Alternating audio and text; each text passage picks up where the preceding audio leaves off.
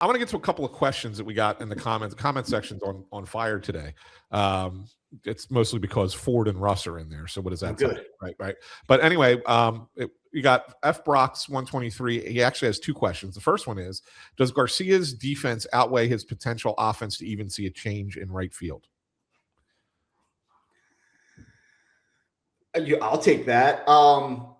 Look, it's funny. Like when you talk about what Garcia brings defensively versus what they had in right field last year, I think that there is a belief out there that amongst some that Nick Castellanos was actually not a bad right fielder.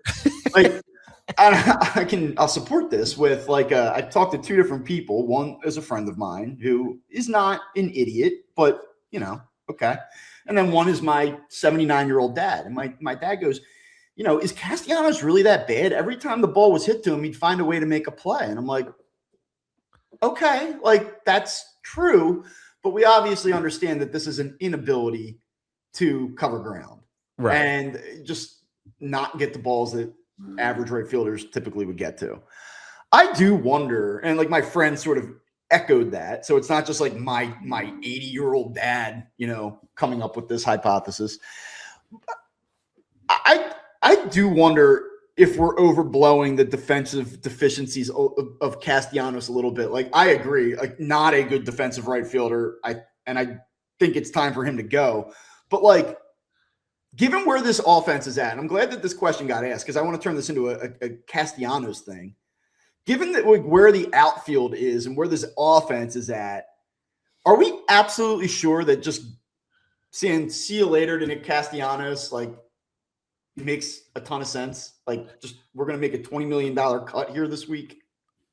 So I can't believe I would still answer. All that said, I would answer yes. I think yes.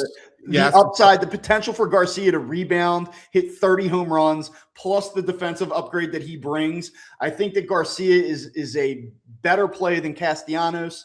I would do it. I don't fault them for doing it.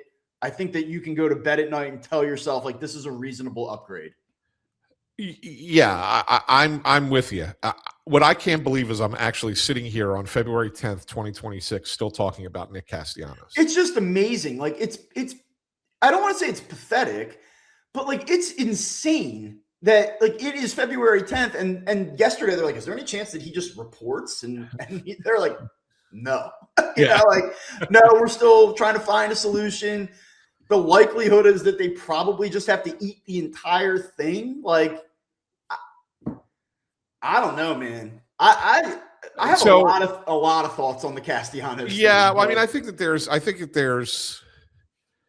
if you're just looking at it from the perspective of statistics, there's as good a chance that it's very similar with Adolis Garcia as there is that Adolis Garcia has that big bounce back year. The one thing I think is a positive as far as Garcia is concerned is that his hard hit rate is, he was still hitting balls hard when he makes contact, swings and misses at a lot of pitches, but at least when he was hitting the ball, he was stinging it. Whereas Castellanos was not. A lot of Nick's hits last year were bloopers, lunging at pitches and just getting the bat on the ball. And, credit to him in that regard. Sometimes there's value to that, right? You could put a ball in play and find some green to get the ball down and get a single, even on a pitch that you got fooled on. That is a skill. But I think that you're probably looking at Garcia giving you a better chance of putting the ball out of the ballpark. But there is just as equal a chance that he's the same guy that Nick Castellanos was, with just a little bit better range in right field. And people might not be happy with that, especially since you are going to probably eat $20 million to have such a marginal upgrade. Can I ask you this? The Phillies are not in the business of just eating $20 million. That's just not really how they operate. There were times where we figured that Taijuan Walker might be out of here at $18 million a year, and they never went down that road, or they maybe tried but didn't get there. I know that it's been reported that there was some iciness between Castellanos and Rob Thompson. Yes. It has to go beyond that, right? And let me actually, before we go any further into this, I do want to just preface this conversation with the following. Nick Castellanos had has had a very good career.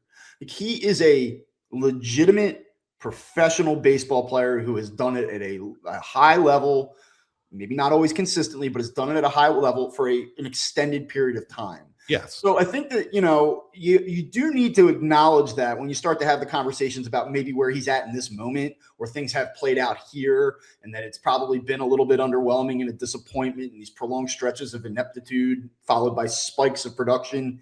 Like, the guy's been a good player, and I don't want to have this conversation in a disrespectful way to Nick Castellanos.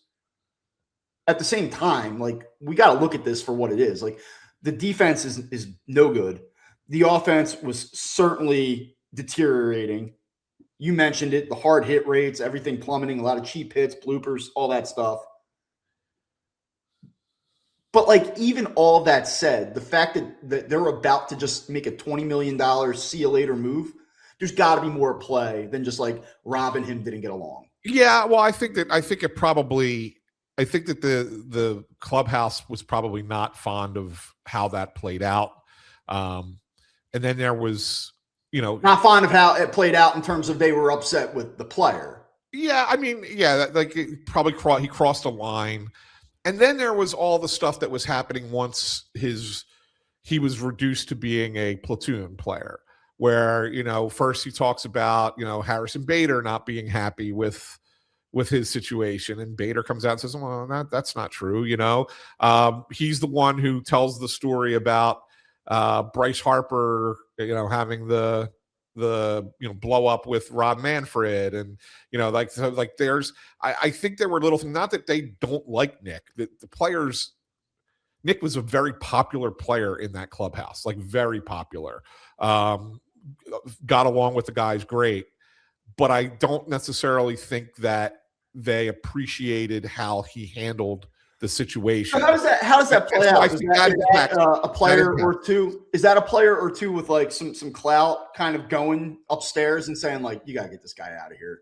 Like, not a bad guy, but like if you want to move forward and try to win this thing, you got to listen to me. Like, this, he's not it. I wouldn't be surprised if it's the other way around. I wouldn't be surprised if the management went to those players with clout and said, here's what we're thinking. What do you guys think? And that they kind of said, yeah, we understand. Yeah. We like the guy. We hang out with him on our off days, really good family guy. He's a great dad. Obviously everybody knows that. So like, I think it's one of those situations where those conversations probably were had. And that's why, and I think it's more, like I was saying, it's more than the statistical elements here. I think that there's some off-field kind of, we need to kind of get the clubhouse back to where it was, and that was causing a little bit of a rift in the clubhouse vibe, for lack of a better term.